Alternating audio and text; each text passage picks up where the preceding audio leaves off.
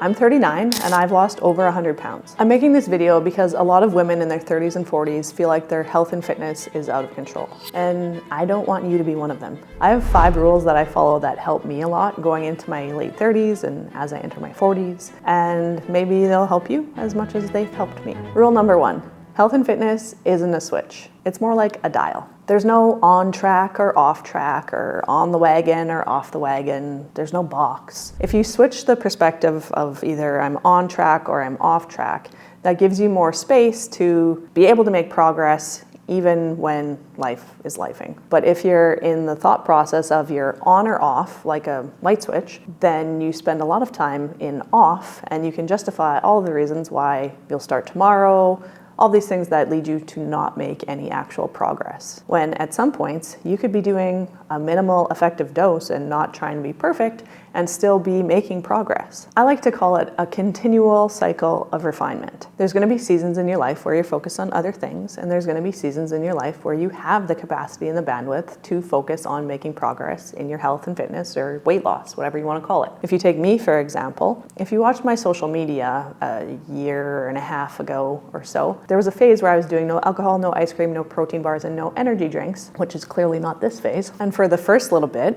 that was progress for me because I made changes in eliminating extra calories in alcohol and the protein bars that I was eating and ice cream. And so I made some progress right away, but I didn't continue to make changes. And so my progress kind of stalled out. So at first, I would say my consistency in what I needed to be doing to make progress at that point was closer to a level 10. But you're not always going to be at a 10. On a scale of 1 to 10, sometimes you might only be at a 5, and that's okay. That can still be making progress from where you were. But it's when you have the all or nothing, it's a light switch, we're on or we're off. You're on the wagon or you're off the wagon, on track or off track. When you're off track, you let yourself sit at a 0 instead of maybe a 3, where you could be making some progress in some areas. So going back to my no alcohol, no ice cream, no protein bars, no energy drinks, and then kind of plateauing there, I recommitted to new goals and I changed my level of commitment required to hit those goals when I started making progress again. And so instead of getting frustrated with yourself that you're not making progress and giving yourself the I'm off the wagon talk and sitting at 0, there's a few things that you could have a baseline of that's a minimal effective dose to still feel good and be making progress, or at least maintaining where you're at. Some minimal effective dose strategies that I have are things like my steps and my movement. So at least 3 workouts a week and hitting on average 70,000 steps for the week. I do 70,000 for the week because some days life be lifing and I can't get 10,000 in a day. But other days I have more capacity and I could get 15,000. So I like to look at it as the average for the week. Things like my nutrition. I might not always weigh and track everything that I'm eating, but I at least prioritize my protein. And through 15 to 20 years of weighing and tracking food, I've gotten pretty good at eyeballing it and I know what protein sources are. So for me, just prioritizing protein is a great minimal effective dose. For you, it might be weighing and measuring your protein so you know how many grams of protein you're getting in a day. One more minimal effective dose thing that I do is prioritize my sleep because I know what I turn into. When I only get 3 hours of sleep, I've been there. It might be productive for a season while you're pushing at something, but it's not productive long term. Not for me anyways. So I know if I'm getting 5.5 to 6.5 hours of sleep, that's where I feel my best. And so I prioritize that so that I'm not a monster. And if I'm tired, it leads to me making other poor decisions throughout the day as well. Things like eating ice cream because my body's like, yo, you're tired. You either need sleep or an energy form. And we like our energy form in ice cream when we're tired. So if you look at your health and fitness as a continual cycle of refinement, as a dial that you can adjust and play with some different minimal effective dose or your bandwidth, however you want to look at it a way that serves you instead of the all or nothing, on or off concept, because that's not doing you any favors. Rule number 2, Pilates, yoga, cardio, Orange Theory, and every other workout isn't going to get you 1/10 of the result that resistance training will. Story time. I've always been athletic and I grew up on a farm, so I've got farm girl strength, but it wasn't really until I started doing resistance training when I started competing in strongman that I actually started to build like a muscular physique. Prior to that, like when I was getting married, my weight loss method of choice was actually a muscle loss method because I would eat super minimal calories and then I would run. Yeah, I said it, run. I would go run on my lunch break at school. I was taking dental assisting at the time. And so on my lunch break, I would go run on the treadmill. And I would only have like a piece of toast for breakfast because that's healthy, right? Maybe some peanut butter on there. And then I would have a shake for lunch. I'd have like some goldfish crackers as a snack in the afternoon during class when I was almost falling asleep because I didn't have any energy left. And then I would go home and eat like a chicken breast and carrots for dinner. Nothing about that was healthy. I lost weight, sure. I probably also lost muscle. And then I did keto in there too. So the extreme calorie deficit and copious amounts of cardio lost weight for me. But there's a difference between weight loss and fat loss. And that was definitely weight loss, some fat loss, yes, but I also lost likely, I don't have the data because I didn't have a DEXA scan, but I lost a lot of my muscle mass. Then I started competing in strongman and actually doing a resistance training program that was based in progressive overload and strength. And I started gaining strength. And then more recently, when I competed in my bodybuilding competition, I prioritized my protein intake by actually weighing, logging what I was eating and knowing how many grams of protein I was getting in a day and how many calories overall. And I did resistance training. And I did no running cardio. I did 10,000 steps a day, sometimes a little bit more, up to 15,000, and sometimes just by accident, 20,000 because I was living in Mexico and walking. My point being, throughout my prep, because I prioritized protein and resistance training, I had a DEXA scan done. How many fingers do I have?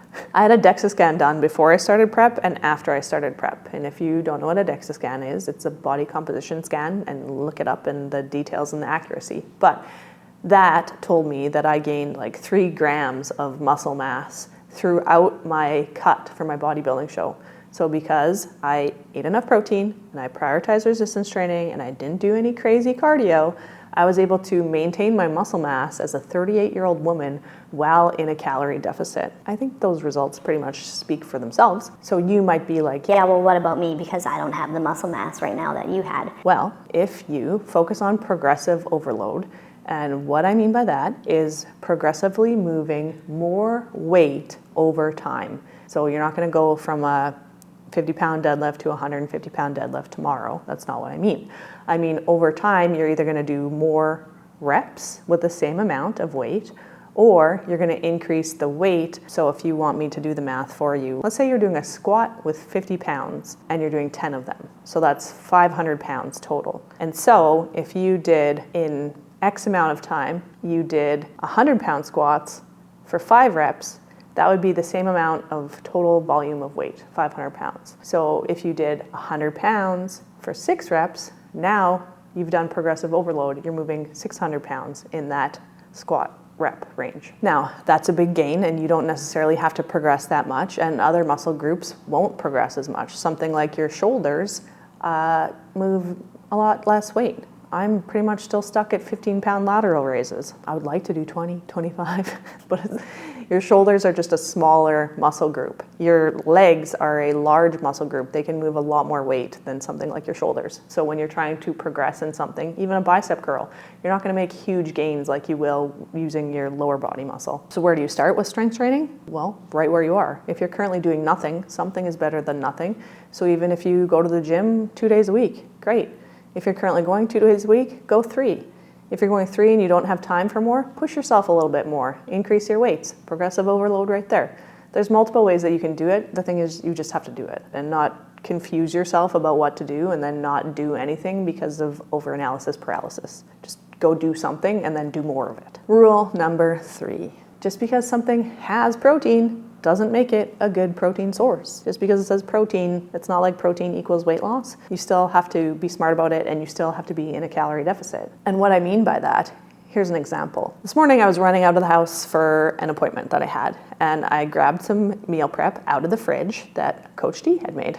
And so I was eating this meal that I had planned that had an adequate amount of protein for what I needed in that meal. I stopped at a gas station to get gas in the truck. Side note, I'll get gas in the morning is like the worst decision that you can make just do it now. So I go into the gas station and I grab a protein shake because I was like, I don't have any more food right now planned for the day. I've got to come and film. I'm going to bring this protein shake, in case. So that's like in a good, better, best option. It would maybe be better than something else, but not the best, right? I started thinking I should just drink this now. It's got 42 grams of protein. Why would I drink this now? I just had a meal that had protein in it. But in my head, even for a second, I was like, oh, more protein, good. But that would have put me over what I need in that moment for the meal, for the protein, and also drinking your calories. Sometimes you don't even feel full. Later on, you forget that you even drank it, and then you end up overeating because how many of you are like, well, I feel like I'm not eating that much, but if you actually logged everything that you eat and drink, you're not in a calorie deficit, and that's why you're not making progress. So even if it says protein, that doesn't mean that you need to drink it right now, and it doesn't mean protein equals weight loss.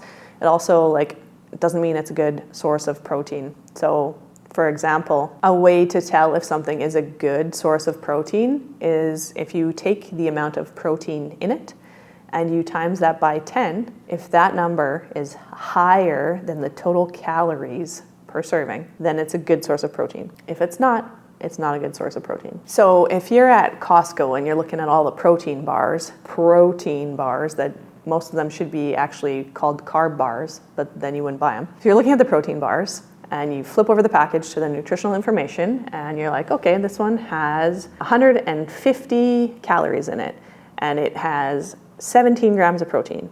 So 17 times 10 is 170, the last time I checked. And 170 is more than 150. So that would make it a good source of protein. But if you look at something like cheese, for example, or even like quinoa, that's another one, edamame, peanuts, things like that, if you take the protein in them per serving and you times it by 10, it is not going to be more than the calories. Most of those items are higher in fat, and fat is very calorically dense. So most of the calories in those things are going to be coming from the fat and not the protein, which makes it a fat source, not a protein source. And then sometimes things like protein bars are actually just candy bars dressed up in a tracksuit with better marketing to make you want to buy them. And in some cases, you might be better off just eating the chocolate bar. You might be more fulfilled and satisfied than if you eat something that you don't really enjoy. And then you might end up just eating a chocolate bar later after you ate the thing that you didn't really enjoy. So sometimes you're just better off to eat the chocolate bar and prioritize your protein and your vegetables and all the other things the rest of the day. And just don't eat the chocolate bar every day. Rule number 4, you don't move less because you get old.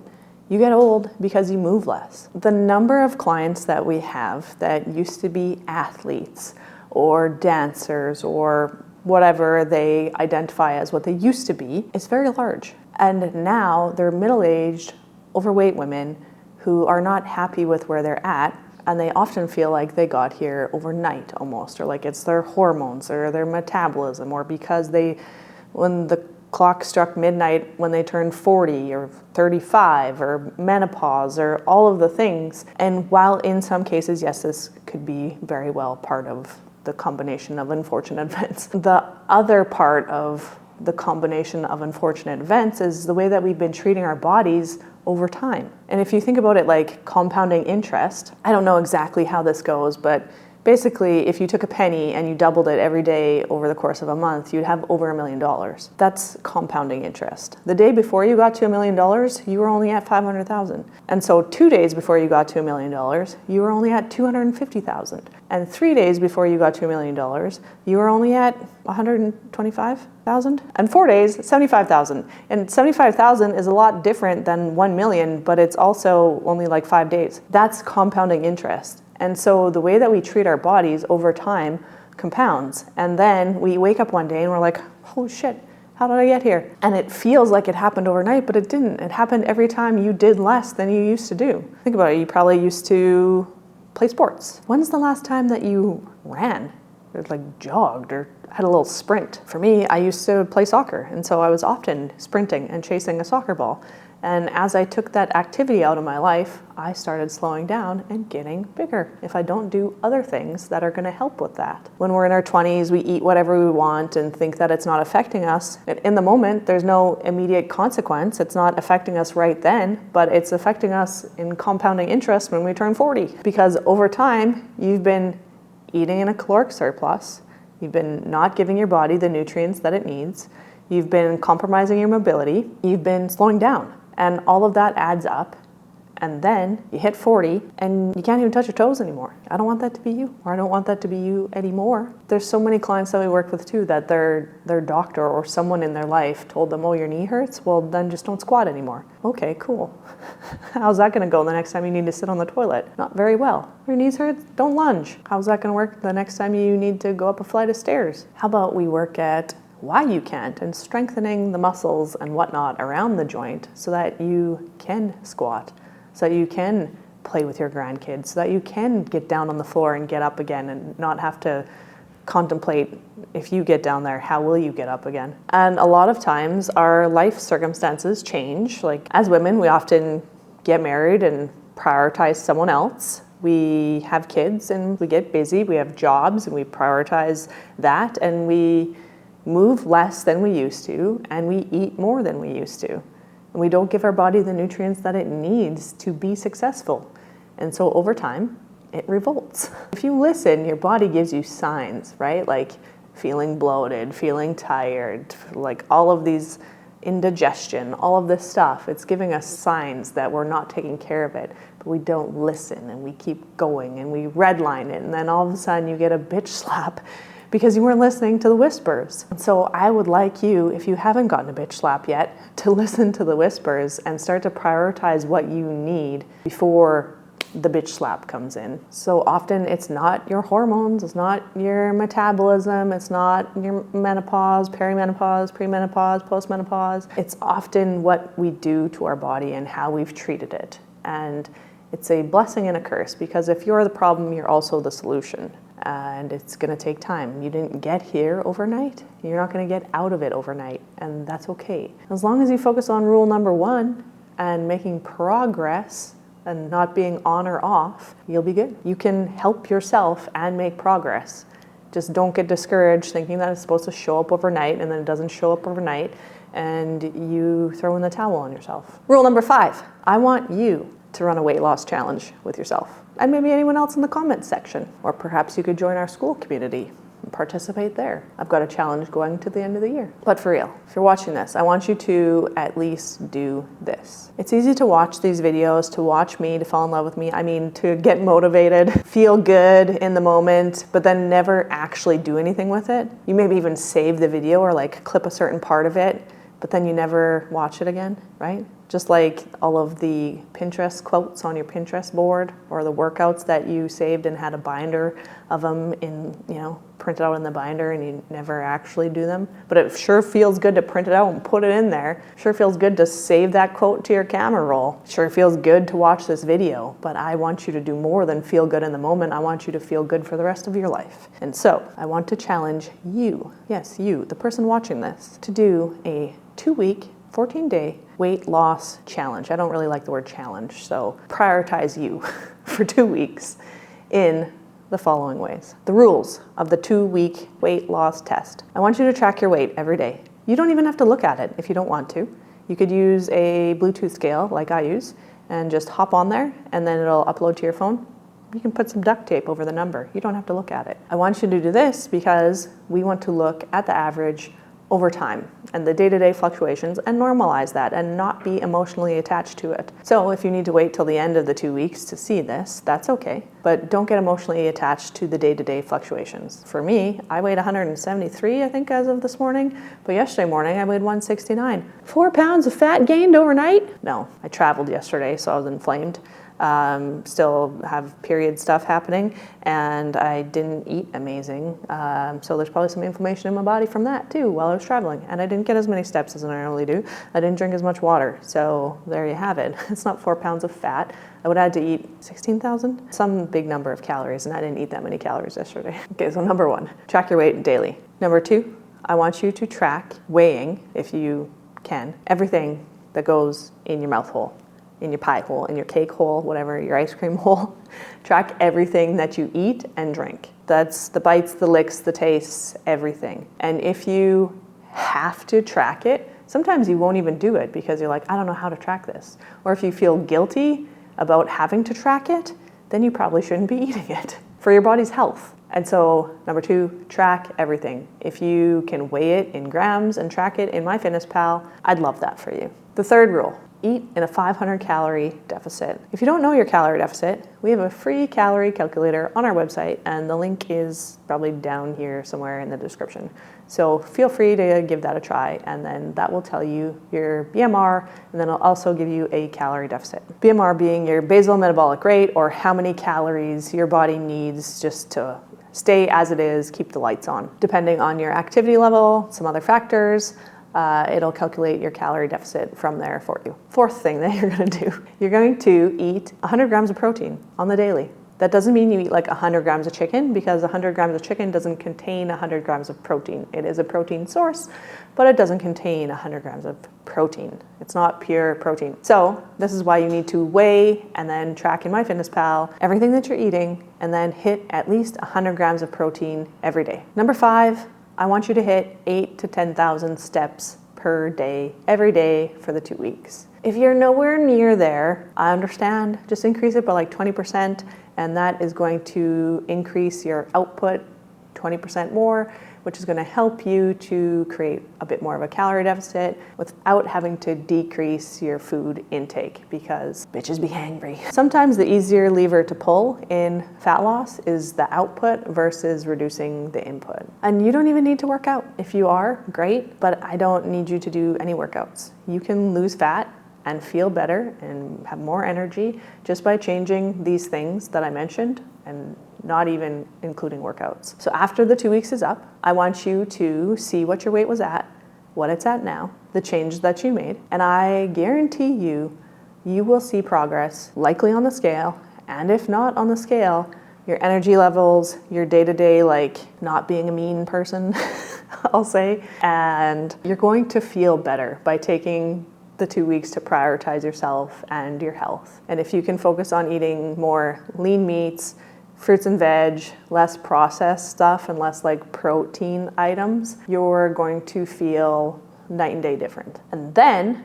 what I want you to do is comment below with your results, or if you really want to party, you can message me on Instagram and tell me all about it, and I will celebrate with you. So if you're in for the test, let me know in the comments, and then watch this video on how to lose weight without exercise.